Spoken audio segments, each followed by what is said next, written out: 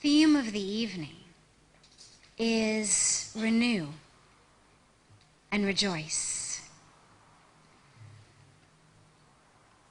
The first question that needs to be asked is, what is it that needs to be renewed? When we talk about renewing ourselves, what is it within us that needs to be renewed? It's certainly not the physical body. The physical body is constantly and continuously renewing, regenerating itself over a period of hours and days and weeks and months. Every cell of our body is regenerating. Our skin cells take merely a matter of a few weeks, but within a period of 7, 8, 9 years, every single cell of our body has been renewed, has been regenerated, is brand new. So what is it then that needs to be renewed? Our spiritual connection, our anchoring. Most of us, sadly, look at where we are today, look at any problems that we face, any challenges that we face, and we tend to blame them on things that happened in the past. I was betrayed, I was cheated, I was lied to, I was abused, I was abandoned. And yet, for most of us, all of that took place way more than 7 or 8 or 9 years ago, which means there's not one single cell in our being today that was betrayed. Not a cell of our being today that was cheated or lied to or abused or abandoned or neglected. So what is it then? It's nothing more than patterns of energy, habits of energy in our brains that say, I'm a victim. Because if somebody says, well, I was betrayed, or I was cheated, or I was lied to, or I was abused, you say, where is that I? Who is that person? That person doesn't exist anymore. Every cell that went through that difficulty, every cell that was victimized or treated unfairly or whatever life deals us, is gone. It's been renewed. So all that remains is these patterns of energy in our mind, in our brains, habits of energy that say, I'm a victim, I'm worthless, I'm useless, whatever it is. I'm a failure, I get the short end of the stick.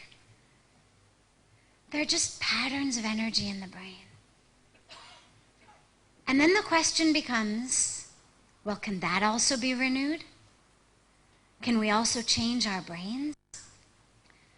Up until 15, 20 years ago, scientists thought the brain couldn't be changed.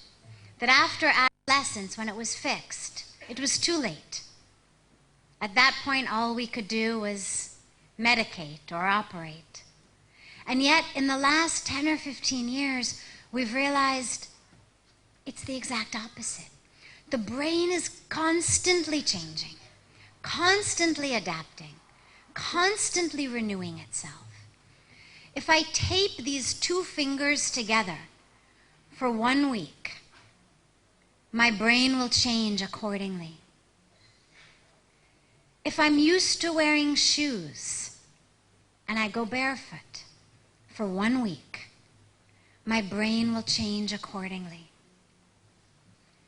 If I'm right-handed and I spend a week using my left hand, my brain will change. So many studies tell us that meditation changes the brain. So we know it's possible. The question is, we have to have the courage to do it. The courage to renew. There's a wonderful story of a company in which one day all of the employees of the company show up at work to find a memo on their desk. And the memo on the desk says, the person in this company who was holding you back, who was hindering you, who was responsible for your failures, has passed away. The funeral will be today at 12 noon. Please come to the conference room. And all of the employees are thinking, wow, it's so sad that someone's died, that a fellow colleague has died. But who was it? Who's been holding me back? Who was this person that was the cause of my failures? So at 12 noon, all of the employees file into the conference room. There's soft music, there's flowers, there's a coffin. And as each of them approaches the coffin to look inside, to see the person who sadly they're dead, but thankfully they're dead, who had been holding them back, they look inside the coffin and they see a mirror. And next to the mirror is a sign that says, no one other than you can hinder your progress. No one other than you can hold you back. There's a type of bird called a quail, which I don't know how many there are here. In America, there's lots and lots of them. And they're a beautiful type of bird. But one of the interesting things that quails do is, although they're birds and they can fly, they tend to spend most of the time waddling on the ground in packs. And if you've ever come upon a pack of quails as you're driving, what you'll find is that together in this pack, they waddle and they waddle and they waddle, and the car gets closer and closer, and they start to waddle and waddle faster and faster, more and more panic-like. And not until the moment where the car is actually going to run them over does one of them seem to get this spark that says, I can fly. And suddenly, out of this pack of waddling birds, one of them starts to flap its wings as the car is just about to hit it, and it flies.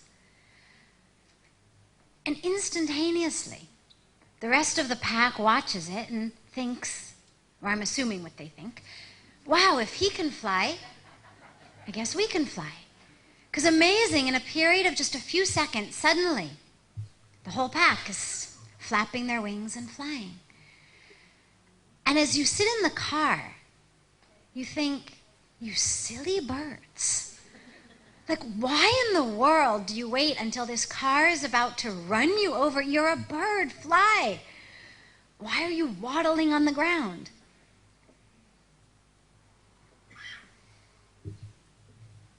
And yet, we laugh when they're waddling quails, but that's what we do. We have that spark within us. We have that ability within us to fly, to achieve, to attain, to go, to reach, to renew, all of it.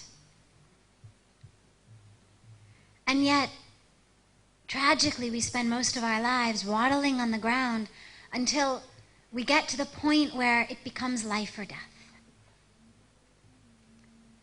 where our life depends upon it. And then, if we're lucky, if we have the grace of a guru, then we realize we'll flap our wings and we can fly. That which we do in his name is not for him. It's for us. He doesn't need our faith. He doesn't need our devotion. We need it. His gift to us